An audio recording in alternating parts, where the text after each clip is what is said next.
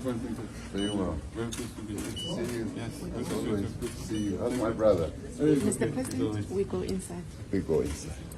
Qui sont en réalité qui reçoivent les compagnies minières, reçoivent régulièrement ce qu'on peut appeler ici les dividendes de cette exploitation.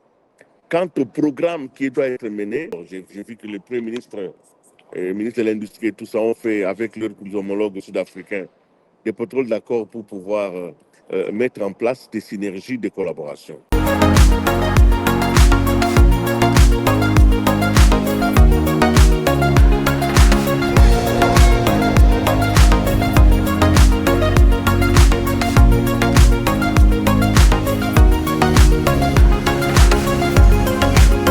De partout où vous nous suivez, soyez le bienvenu dans votre nouveau numéro de votre programme depuis les États-Unis d'Amérique.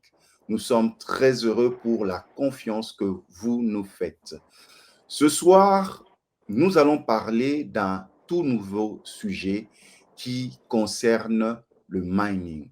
Comme vous le savez, à peu près 30 ans d'existence de ce forum sur le mine en Afrique du Sud à Indaba. Et pour cette année, il y a eu une nouvelle thématique concernant les mining en Afrique.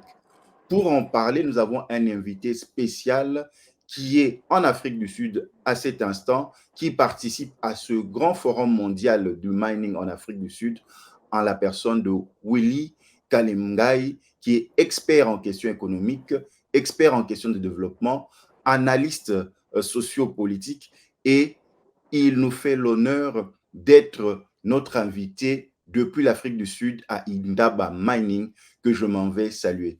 Willy Kalengai, nous vous saluons. Merci aussi, Symphorien. Je vous salue aussi à partir de Cape Town, où je participe effectivement. Aujourd'hui, c'est la clôture de la grande cérémonie d'Indaba, la grande messe des miniers. Nous revenons après cet élément pour parler de Indaba Mining en Afrique du Sud.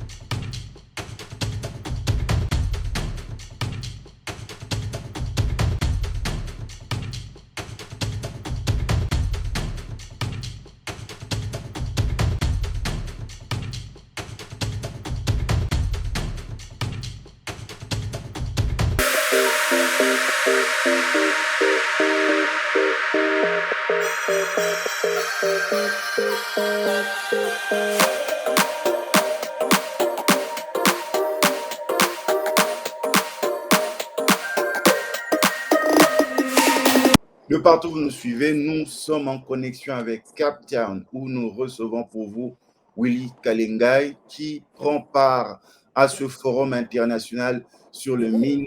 Indaba Mining, qu'a été le thème de l'année, exploiter le pouvoir des perturbations positives, un nouvel avenir audacieux pour le secteur minier africain. Donc, nous allons retenir la participation de la RDC, les compagnies qui opèrent en RDC, les liens entre le climat, les transitions numériques et énergétiques, les minéraux stratégiques et les terres rares sont les sous-thématiques qui seront débattues ou échangées au cours de cette émission avec notre invité spécial, Willy Kalengai, depuis Cape Town à Indaba Mining. Willy Kalengai, est-ce que vous pouvez nous expliquer par rapport aux thématiques, quelle est l'importance de ce choix par rapport à cette thématique, exploiter le pouvoir des perturbations positives, un nouvel avenir audacieux pour les secteurs miniers africains? Comment le faire comprendre aux téléspectateurs qui nous suivent à travers le monde? Merci beaucoup, cher Symphorien. C'est vrai que la thématique désignée, choisie par les organisateurs, paraît savante, mais ça veut simplement dire que le secteur minier est un secteur qui modifie de manière irrémédiable souvent l'environnement dans lequel il se déroule. Alors, cette modification peut être perçue comme une perturbation parce que vous avez un terrain sur lequel va se dérouler une exploitation minérale, une exploitation minière. Ça veut dire que du terrain, on va avoir un trou, ça sera une mine, etc. Donc, il y a des perturbations qui viennent dans l'environnement qui empêchent justement les gens de reconnaître leur environnement. Mais ici, il s'agit, on n'exploite pas pour exploiter, on exploite pour améliorer. C'est qu'on parle de perturbations positives. Nous avons l'exploitation minière, elle doit correspondre à un objectif de civilisation et de progrès. C'est en cela que l'on voit la notion de les minéraux produisent des moyens, mais ces moyens doivent être affectés au progrès de l'humanité, à plus de justice sociale, à plus de bonheur pour les populations. Il est donc question pour Indaba de s'examiner, de poser la question pour les Africains. Oui, l'Afrique a des ressources minières, mais qu'est-ce que ces ressources deviennent en fin de compte?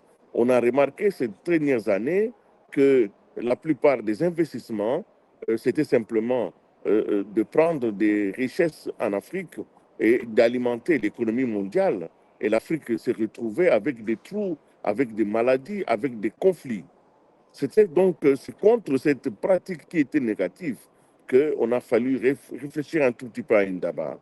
C'est ainsi qu'on s'est posé la question de savoir comment faire pour que l'usage finalement de ces ressources soit profitable à l'ensemble. D'où participation positive. On change l'environnement, mais pour le progrès. C'est un peu comme ça qu'il faut comprendre cette thématique. On change l'environnement pour le progrès. Maintenant, là, concernant la République démocratique du Congo, quelles sont les principales initiatives prises par la RDC pour participer à la conférence minière Indaba cette année? La RDC a été présente quand même à un très haut niveau. Il ne faut pas oublier que le Premier ministre Sama Lukonde est arrivé en personne lui-même ici à Indaba. Il a été non seulement, il a parlé dans les grandes plénières, il a renouvelé effectivement l'engagement de notre pays, la RDC, d'accueillir des investisseurs, de les accueillir en abondance. Il a aussi dit que le Congo n'était pas suffisamment exploité en termes de minéraux, mais que notre propre challenge en tant que pays, c'était d'investir dans l'exploration pour pouvoir certifier les réserves qui sont là et ainsi peser dans les échanges et les débats avec les investisseurs. Il a donc été aussi question de faire une part belle aux efforts qui sont menés pour la sous-traitance parce que l'année passée, en 2023, c'est lui-même, Félix Antoine Tshisekedi, président de la République, qui était ici à Indaba et il avait effectivement lancé ce défi en disant qu'il veut faire des millionnaires congolais. Ça ne peut se faire que dans la mesure où les Congolais investissent aussi dans les secteurs miniers, ici s'agissant surtout de la sous-traitance.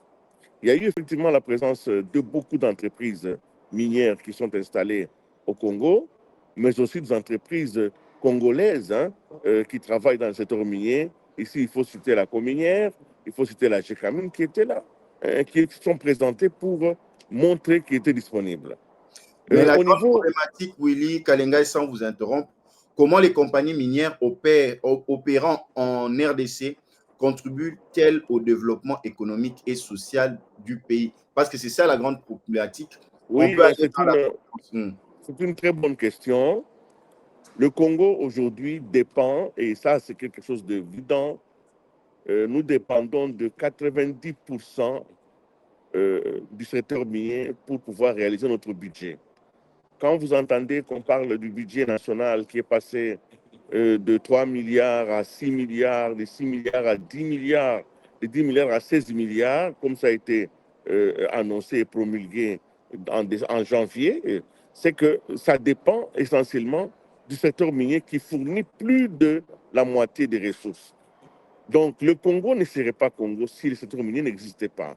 Il faut donc d'abord avoir l'honnêteté de le reconnaître. Mais en même temps, le Congo n'est pas développé malgré qu'il y a cette augmentation des ressources par rapport aux miniers. Le développement du Congo ne peut pas simplement rester dans le secteur minier parce que les secteurs miniers, selon la loi qui est aujourd'hui en exécution, le code minier de 2002, révisé jusqu'en 2018, le code minier fait que l'exploitation minière, c'est fait par des privés. Hein. Les privés ont accès à cette exploitation et l'État n'est plus propriétaire de ces ressources. Elles sont des ressources désormais qui appartiennent aux entreprises qu'ils exploitent. L'État se contentant de réglementer les cadres juridiques, les cadres des affaires, mais aussi se contentant des taxes. Donc, je peux dire que les compagnies qui sont installées ne sont pas très nombreuses parce que, de toutes les façons, on tourne autour de 60 compagnies identifiées sérieuses, participent effectivement au budget national. Mais il y a aussi en même temps l'exploitation minière qui se fait aussi de manière illégale, qui se fait par des groupes armés, qui se fait par des pilleurs. Et nous sommes entourés par un certain nombre de convoitises autour du pays. Toutes cette compagnie-là, je peux appeler ça, les compagnies mafieuses existent et ceci ne permet pas au pays de se développer. Il y a des zones où l'exploitation n'est pas légale et ce sont des zones d'insécurité. Willy Kalengai, vous êtes en train de parler de ce cadre-là. Comment la RDC envisage-t-elle d'améliorer son cadre réglementaire pour attirer davantage d'investisseurs dans le secteur minier? Alors, il faut de la transparence. Il faut de la transparence, il faut de la cohérence dans les politiques publiques qui sont menées. Et je peux dire que depuis 2002 aussi, le Congo, notre pays, s'était investi dans ce qu'on appelle Initiative pour la transparence dans le secteur des ressources naturelles, l'ITIE. Nous sommes aujourd'hui parmi les 5 pays dans le monde qui ont déjà réussi à organiser la transparence dans le secteur minier. Les derniers rapports de l'ITIE fait de nous un pays conforme. Donc le Congo est un pays conforme aujourd'hui par rapport à la traçabilité. Ça veut dire quoi exactement? Ça veut dire que les compagnies minières qui sont installées déclarent ce qu'elles payent à l'État. Et l'État aussi déclare ce qu'il reçoit des compagnies minières. Ainsi, on compare les deux chiffres et on peut maintenant poursuivre les investigations pour savoir qu'est-ce que l'État fait des moyens qui sont mis à sa disposition. C'est un travail immense qui a été mené par des patriotes, par des combattants de la transparence et ça réussit un tout petit peu. C'est ce qui fait que certains investisseurs parmi les plus importants sont venus au Congo. Aujourd'hui, nous avons des grandes compagnies comme Glencore, comme Banro, comme des compagnies, hein, je ne vais pas faire la publicité ici, qui sont au Congo, qui travaillent dans les mines, qui travaillent dans les produits les plus importants. L'effort a été mené par l'administration minière pour qu'il y ait plus de transparence. De partout où vous nous suivez, nous sommes en connexion avec Cape Town et Dallas pour parler de la conférence minière Indaba Mining à Cape Town. Nous revenons après ceci pour continuer avec notre invité.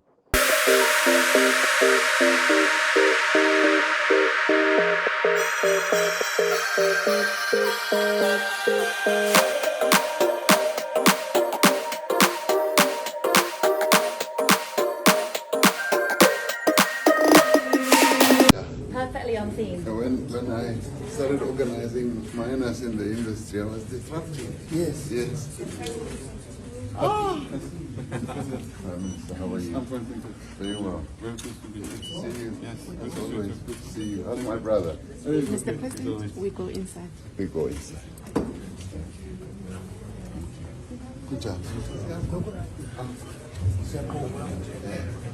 The voice which Ça va, dans l'Imanoua de France Balénière, France Canada, the mask. Manoua $200 million of green bonds which they issued to finance solar, wind, and other renewable energy projects in our country. We've opened up the energy market to private sector players through the open access regime. By 2040,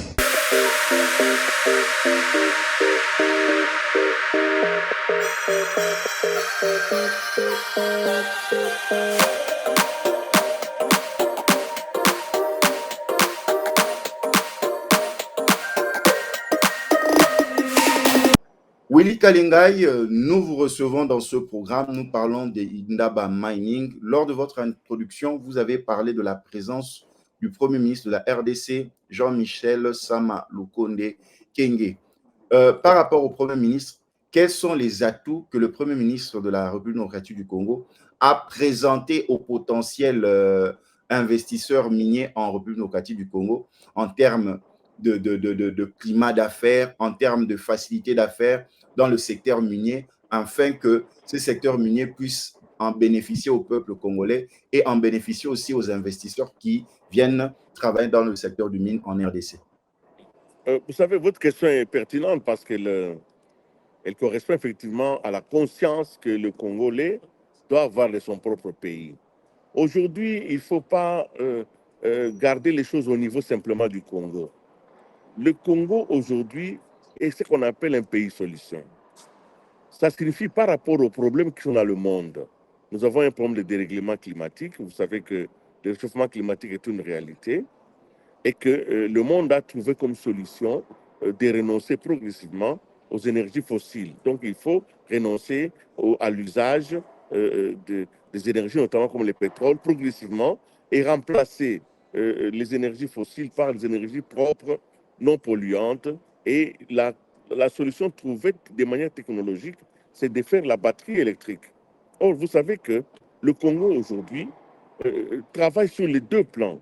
D'un côté, nous avons le bassin du Congo, qui lui-même capture une grande masse du CO2 mondial. Nous participons donc déjà à l'assainissement de l'environnement climatique par rapport à l'existence de nos forêts et surtout de nos tourbières.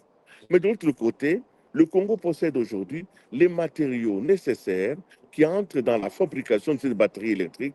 J'ai cité ici le cobalt, je cite aussi le lithium, le germanium. C'est des entités, ce sont des valeurs qui se trouvent au Congo aujourd'hui. Nous sommes donc au cœur d'une politique nationale qui correspond aux exigences mondiales. Le Congo est le premier producteur du cobalt et ça, ce n'est pas peu de choses. Aujourd'hui, avec les gisements qui sont installés dans les Manono, l'avancement du lithium, nous avons la plus grande réserve de lithium mondiale. Ça veut dire qu'en réalité, nous sommes obligés de développer une intelligence stratégique, de développer une politique ambitieuse pour que les préoccupations des populations congolaises qui sont encore dans la pauvreté correspondent justement aux préoccupations mondiales, que le Congo profite du besoin du monde pour faire le développement de sa nation. Voilà un peu ce que je veux dire, et c'est ce qui a été certainement rappelé par le Premier ministre ici à Indaba, que le Congo allait s'ouvrir au monde de manière stratégique, de manière juridique et de manière politique. Le plan politique, c'est d'appeler les investisseurs pour venir et développer ensemble ce chemin critique vers les solutions que je viens d'évoquer. Willy Kalengai, nous parlons aussi de l'entrepreneuriat dans ce secteur. Est-ce qu'à Indaba, les voix de jeunes entrepreneurs congolais dans le secteur des mines a été portée comme il se doit? Oui, effectivement, il y a leur champion qui était là. C'est le directeur général de l'ARSP. L'ARSP, c'est l'autorité de régulation de la sous-traitance au Congo. Depuis quelques années, il y a un effort qui est mené pour que les interventions, à part l'investissement principal, que d'autres interventions dans le secteur minier soient confiées aux entreprises à capitaux congolais. Donc, il a été décidé que les Congolais puissent accéder aussi à des pans entiers. Aujourd'hui, les sous-traitants sont relativement nombreux, sont en train de gagner en puissance financière, en marché. Ce n'est pas encore tout, mais c'est déjà un bon début. Et le directeur général de l'ARSP était là pour pouvoir vous rappeler cela. Il est aussi vrai que par rapport aux jeunes, il y a eu aussi l'ARCA, qui est l'autorité de régulation et des contrôles des assurances. Parce que le Congo avait malheureusement cette faiblesse de ne pas attirer beaucoup d'investisseurs parce que les assureurs mondiaux n'acceptaient pas d'aller au Congo, soi-disant que les business n'étaient pas sécurisés et on n'avait pas la possibilité. Les deux responsables se sont battus ici pour pouvoir tenter d'expliquer l'un aux jeunes qu'il est possible d'entreprendre et l'autre au grand major qu'on peut assurer le Congo pour que les jeunes puissent trouver leur emploi. L'employabilité, il faut reconnaître, dans le secteur minier, n'est pas aussi important parce que avec les nouvelles technologies, avec la machine et tout ça, il n'y a pas beaucoup d'emplois qui sont créés dans le secteur minier. D'où la nécessité de diversifier cette économie pour permettre à ce que les jeunes puissent être absorbés de manière nombreuse. Willy Kalengai, quelles sont les mesures prises par les compagnies minières pour promouvoir la diversité et l'inclusion dans leurs effectifs en RDC? Bon, il faut dire que la mesure la plus importante, c'est le respect de la loi. Que dit la loi? Parce que la loi donne un certain nombre d'exigences aux compagnies minières quand elles sont installées au Congo. Elles ne doivent pas faire de la discrimination. Et quand elles ont un personnel, il ne doit pas être en majorité étrangère. Donc, c'est ça qui est décidé dans la loi. Est-ce que ceci est appliqué? Ça, c'est une autre paire de manches. L'applicabilité des lois, des mesures, dépend de la force d'un État. Et notre État n'est pas encore excessivement fort pour que les décisions prises par les autorités soient appliquées à la lettre par les concernés. Il y a beaucoup de déviations, beaucoup de, je peux dire même dans le domaine de l'emploi, hein, il y a beaucoup d'abus. Certaines compagnies dont je ne cite pas des nationalités ici excellent dans le traitement presque abusif du personnel congolais, qui n'est pas du tout très bien payé, qui est maltraité, les droits de l'homme ne sont pas respectés, et tout ça, ça fait partie de ce qui ne marche pas encore bien dans le secteur minier. Néanmoins, je crois que la loi elle-même, elle est assez claire pour pouvoir imposer ce qu'on peut appeler la préférence nationale. Est-ce que Indaba Mining a pointé du doigt les bénéfices que doivent avoir ou recevoir les communautés locales qui vivent à proximité de là où sont exploitées les mines en termes d'externalités, les soins, les écoles, ainsi de suite? Absolument. D'ailleurs, c'est ça même. Je reviens encore en disant que qu'est-ce que la loi nous demande? Il existe aujourd'hui un dispositif dans la loi minière qui impose à ce que les communautés locales et les entreprises installées puissent avoir un dialogue permanent afin d'établir ce qui est appelé les cahiers des charges. L'État congolais impose aux communautés et aux compagnies de faire un dialogue pour établir les cahiers des charges. C'est comme ça que ce cahier des charges est pris en compte par les compagnies minières ainsi d'aborder des questions de vie des communautés. C'est comme ça que la loi impose aussi que ce qu'on appelle la redevance minière, qui est payée à l'État, à la province, mais aussi à la localité, soit versée de manière régulière. Aujourd'hui, on peut reconnaître, et c'est un effort réel, c'est que beaucoup d'entités territoriales centralisées qui sont en réalité, qui reçoivent les compagnies minières, reçoivent régulièrement ce que l'on peut appeler ici les dividendes de cette exploitation. Quant au programme qui doit être mené par ces entités pour pouvoir se développer, ça dépend de la formation, ça dépend de l'encadrement de l'État, mais surtout aussi, ça dépend des populations elles-mêmes et leur niveau de conscience. Nous allons parler nouvelles technologies et nous allons parler aussi de l'intelligence artificielle. Est-ce que les sociétés minières et la RDC doivent se mettre au pas de l'intelligence artificielle et des nouvelles technologies? Quel est l'impact de ces deux outils dans la productivité dans le secteur minier actuellement à travers l'Afrique et en RDC spécialement? Willy Kalengai. Vous savez que aujourd'hui, c'est encore un monstre, perçu comme un monstre, hein, parce que tout ce que l'on ne comprend pas, qui est puissant, qui s'impose à nous, est perçu comme une forme de monstruosité.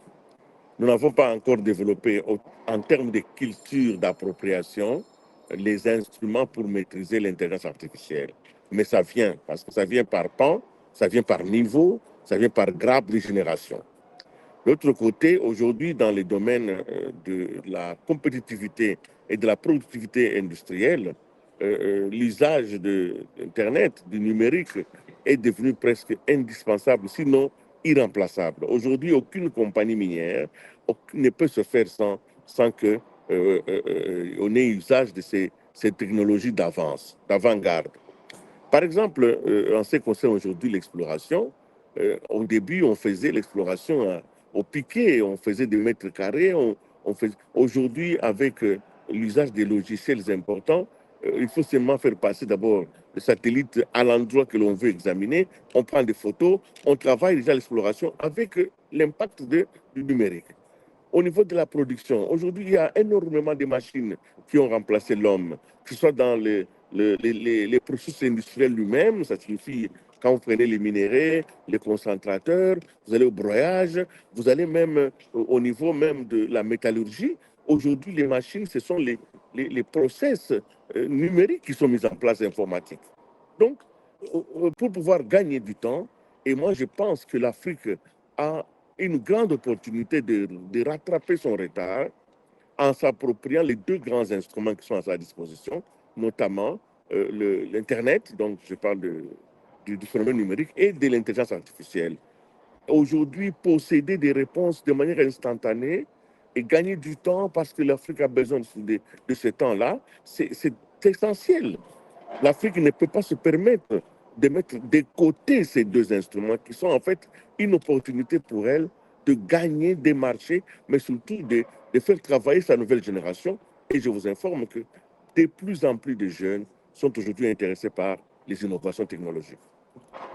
Willy Kalengai, lorsqu'on parle de production minière, il y a aussi la production de déchets. Est-ce que Indaba a dit un mot par rapport au défi de la production de déchets? Que fait-on avec ces déchets? Comment les traiter ainsi pour ne pas aussi polluer l'environnement? C'est le grand défi, c'est le plus grand problème. Et c'est ça même un tout petit peu ma déception parce que aujourd'hui, l'impact environnemental, l'étude de l'impact environnemental qui est d'une condition pour l'octroi d'un permis d'exploitation, parce qu'avant que vous ne commenciez à exploiter, vous devez déposer l'étude de faisabilité et surtout l'impact environnemental. C'est vrai que dans la pratique, la plupart des entreprises abusent non seulement de la naïveté des populations environnantes, mais surtout de la faiblesse de l'administration publique. Aujourd'hui, beaucoup de sites sont malheureusement pollués. Quand vous allez dans la plupart des zones industrielles, les eaux, par exemple, les eaux qui sont acides et tout ça, on les déverse dans des rivières. Malheureusement, ces rivières, parfois, sont celles qui sont utilisées par les populations pour se nourrir, pour pouvoir faire leurs besoins.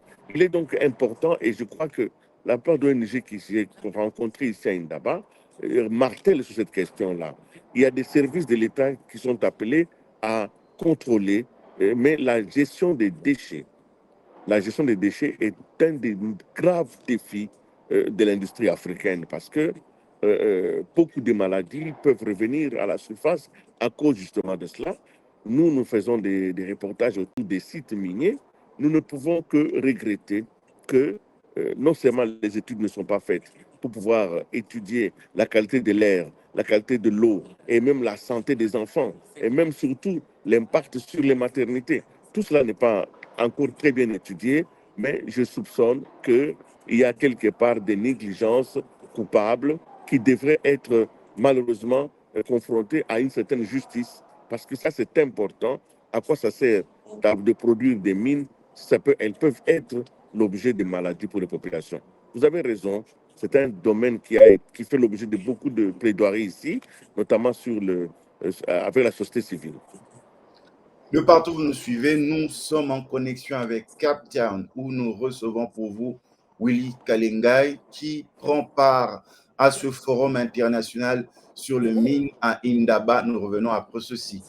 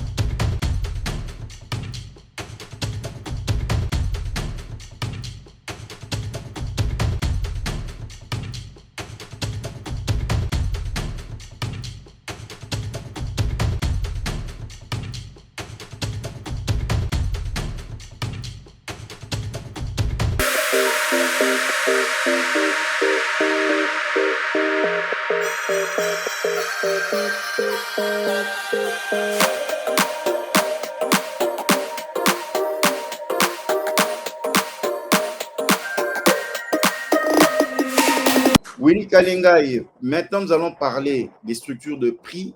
Vous le savez, les prix bougent dans le marché des minerais.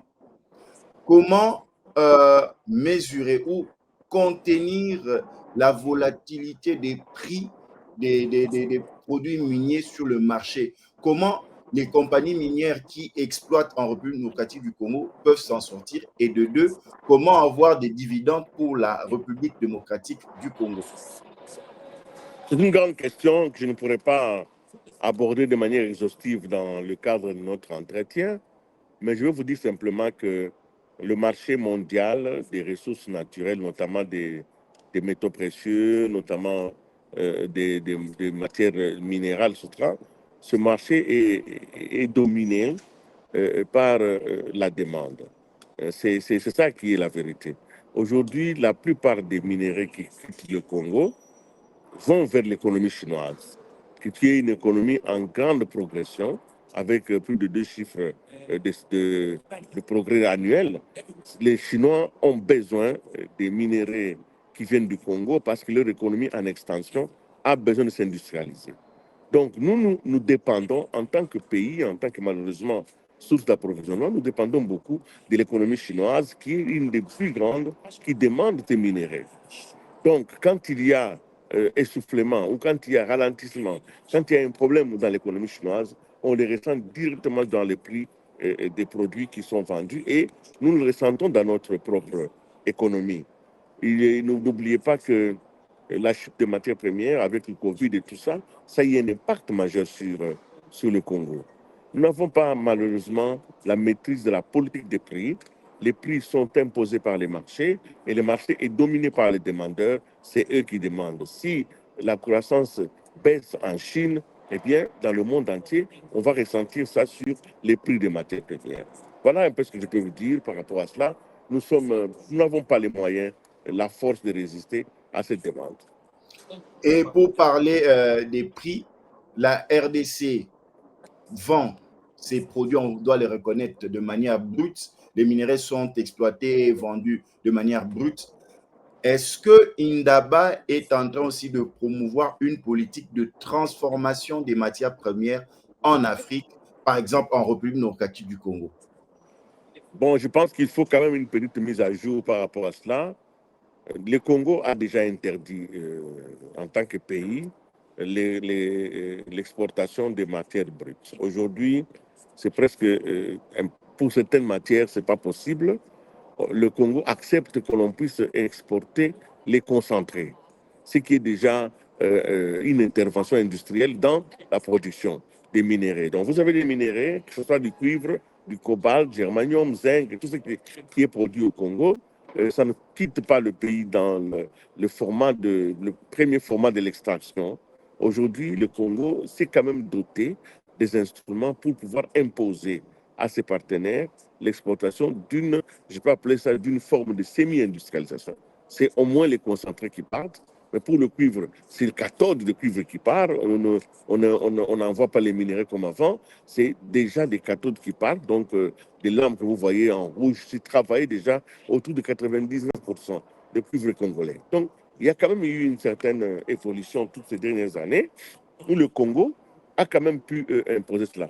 Mais ce qui manque le plus, ce n'est pas tant la valeur ajoutée, c'est beaucoup plus les transformations locales, des usages finaux. Donc, nous avons le cuivre chez nous. Pourquoi ne pas mettre en place une usine de fabrication, par exemple, de câbles électriques? Afin de répondre, voilà, au problème de délestage. Voilà. Câbles électriques. Aujourd'hui, nous avons une sidérurgie qui ne fonctionne pas, des Maluku. Pourquoi ne pas utiliser le cuivre congolais pour produire les câbles électriques congolais? C'est cette mutation-là qui est en train, j'espère, d'être menée par les grandes autorités en mettant en place ce qu'on appelle les zones exclusives de production, donc un certain nombre de zones où on voudrait appeler les investisseurs pour transformer. Il manque donc cela. On est en train de discuter, j'ai suivi récemment qu'on va mettre en place une taillerie pour les diamants. Hein, donc, ça va permettre à ce que les diamants congolais puissent quitter le pays avec une valeur ajoutée supérieure. En ce qui concerne l'or, la première raffinerie de l'or a été installée à Bukavu. Malheureusement, elle n'est pas encore fonctionnelle à cause justement des tracasseries administratives et des guerres d'intérêt malheureusement rétrogrades, parce que ça ne permet pas à un investissement aussi important de se développer. Donc, dans tous les secteurs, la volonté, c'est de mettre en place des mesures qui permettent à ce que du Congo partent des minéraux déjà travaillés, mais du Congo doivent partir aussi des produits de ces minéraux-là. Pourquoi on ne ferait pas des bijoux dans le pays? Pourquoi on ne transforme pas notre or en faisant des lingots, en travaillant sur des valeurs? Il y a énormément de choses qu'il faut faire et l'industrialisation n'est pas encore au rendez-vous parce que justement, ça demande des infrastructures de base. Ça demande des infrastructures de base. Maintenant, quelles sont les perspectives de collaboration régionale dans le secteur minier africain pour renforcer la compétitivité et la durabilité? Il y a eu effectivement beaucoup de contrats qui ont été signés ici. Nous avons eu un protocole d'accord. J'ai vu que le Premier ministre, le ministre de l'Industrie et tout ça ont fait avec leurs homologues sud-africains des protocoles d'accord pour pouvoir mettre en place des synergies de collaboration. Mais je crois que l'un des contrats les plus importants dans ce domaine, c'est ce qui est mis aujourd'hui, la RDC avec la Zambie, qui sont mis ensemble pour pouvoir produire les batteries électriques. Donc, les Zambiens et les Congolais, qui ont tous les lithium, veulent mettre en place des mesures communes pour que la batterie électrique ne soit pas une batterie seulement congolaise. Si elle doit être produite, elle deviendra une batterie produite dans la sous-région. Il y a effectivement avec l'Afrique du Sud des discussions énormes sur l'énergie parce que c'est le plus grand déficit de l'industrie congolaise, africaine en général, c'est le manque d'énergie. Or, le Congo possède un potentiel énorme. Comment faire pour que l'énergie produite au Congo bénéficie à la sous-région? Je crois qu'il y a des pans entiers qui sont en train d'être menés. Avec l'Angola, il y a une discussion sur la production commune du pétrole. Peut-être que ça pourra se faire dans les années qui viennent parce que nous avons un même bloc pétrolier que nous partageons dans le littoral. Avec des pays comme Brazzaville, il y a déjà des échanges au niveau de l'électricité. Je crois que les Africains sont en train progressivement de se rendre à l'évidence que le moment est venu pour eux de poser des ponts immédiatement et de trouver des solutions communes aux problèmes communs et de ne pas obéir au schéma ancien qui était le schéma colonial qui faisait que avant d'atteindre les pays voisins, vous passez par la métropole. Willy Kalengai, nous prenons déjà la dernière ligne droite de nos échanges. Quels sont les principaux obstacles à surmonter pour garantir une distribution équitable des bénéfices issus de l'exploitation minière en République démocratique du Congo? Willy Kalengai. Les obstacles majeurs, c'est d'abord la gouvernance. Les entreprises minières, le secteur minier demande une gouvernance inclusive, technique et en dehors des questions politiques. Donc il faut simplement considérer que les minéraux qui sont dans notre sous-sol sont des minéraux non renouvelables. Et que, par exemple, je vous donne juste un cas, il faut 1 million d'années pour qu'un diamant se forme dans le sous-sol. Alors quand vous prenez ce diamant, vous le sortez de votre sous-sol, vous avez ainsi consommé 1 million d'années de la Terre, le travail de la Terre. Alors ce diamant-là, s'il ne sert pas à pérenniser les valeurs ajoutées, eh bien, les générations qui viennent ne sauront jamais qu'il y avait du diamant dans ce pays. Donc un des obstacles majeurs, c'est la gouvernance. La gouvernance minière, elle se voit dans la triptyque de 3 niveaux. Il y a le niveau de l'État. L'État doit faire des règles de jeu qui soient abordables et incitatives. Il faut que l'investissement vienne. Il faut donc inciter les investisseurs à venir dans le pays avec des avantages fiscaux importants. De l'autre côté, il faut la technicité des compagnies. Celles qui viennent, il y a des compagnies qui sont des gens, des mafieux qui viennent, qui prennent des titres miniers, mais qui en font la spéculation et qui n'exploitent pas. Il faut donc débarrasser le pays des spéculateurs. De l'autre côté, il y a la formation de l'élite et surtout de la population. Nous sommes une école, nous sommes un pays minier, mais il n'y a pas d'école, par exemple pour le cobalt, il n'y a pas d'école pour le cuivre, il n'y a pas d'école pour l'or, etc. Il faut donc former les jeunes à la maîtrise scientifique des ressources qui sont dans leur sol. Ceci va permettre à ce que nous saurons de quoi nous parlons et quand nous irons dans les négociations sur les grands marchés internationaux, nous aurons des cadres d'élite importants pour pouvoir former un contexte de collaboration. Je crois que l'obstacle majeur, c'est celui-là. Il faut que notre pays puisse s'ajuster face aux standards internationaux et que les pays n'aient pas peur de rêver grand, de rêver gros et de rêver puissant parce que le Congo a les moyens d'une montée en puissance. Merci. Willy Kalinga, est-ce qu'on peut dire que des forums tels que Indaba Mining sont des forums capables d'apporter des solutions aux problèmes africains dans le secteur de mines? Rien ne remplace le contact entre les hommes. En Afrique ici, nous avons eu beaucoup de frontières psychologiques. Les frontières linguistiques, par exemple, les pays colonisés par les anglophones ne se voyaient qu'entre eux, les lusophones et les francophones. C'est des barrières terribles. Aujourd'hui, un Congolais se sent plus proche d'un Ivoirien que d'un Angolais, alors que l'Angolais est à côté, l'Ivoirien est très loin, parce que les barrières psychologiques ont été mises en place. Les rencontres comme celle-ci brisent les hésitations et les hommes se rencontrent. Les Africains ont besoin de se débarrasser de tout ce qu'il y avait eu comme préjugés coloniaux et de porter le langage africain. Les Africains, vous partagez les mêmes souffrances, vous avez les ressources dans votre continent, vous pouvez, la mutualisation des efforts, réagir aux problèmes africains avec des solutions africaines. Et des rencontres comme Indaba, comme ce qui va se passer au mois de juin à Lubumbashi, business mining, comme la rencontre qu'il y aura au mois de mars à Toronto, c'est toujours les secteurs des ressources naturelles qui vont se rencontrer. Je crois que c'est important et c'est presque irremplaçable aujourd'hui. Willy Kalengai, un dernier mot pour mettre un terme à nos échanges si riches. Lorsque vous aurez encore le temps, vous allez revenir pour nous parler encore de Indaba Mining. Willy Kalengai. Je vous remercie de l'opportunité que vous nous accordez. Nous sommes des journalistes, nous allons là où il y a l'information, mais nous avons de plus en plus développé une conscience de notre continent et nous savons qu'on ne peut pas simplement faire la relation des faits. Aujourd'hui, il faut arriver à l'explication des faits parce qu'il y a trop de paradoxes en Afrique. Nous sommes d'un des continents qui a le plus de ressources naturelles, mais en même temps, un des continents qui est le plus pauvre, ce qui est un paradoxe énorme.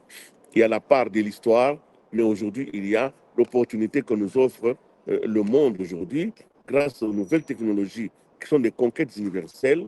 Les Africains sont capables aujourd'hui de combler les déficits par la formation rapide, par l'appropriation des nouvelles technologies, mais surtout par la construction d'une conscience africaine qui va nourrir la mémoire africaine et qui va nous donner la force d'aller de l'avant. Et je suis optimiste que les générations qui viennent, elles ne vont pas être des générations sacrifiées, elles vont être des générations de conquête.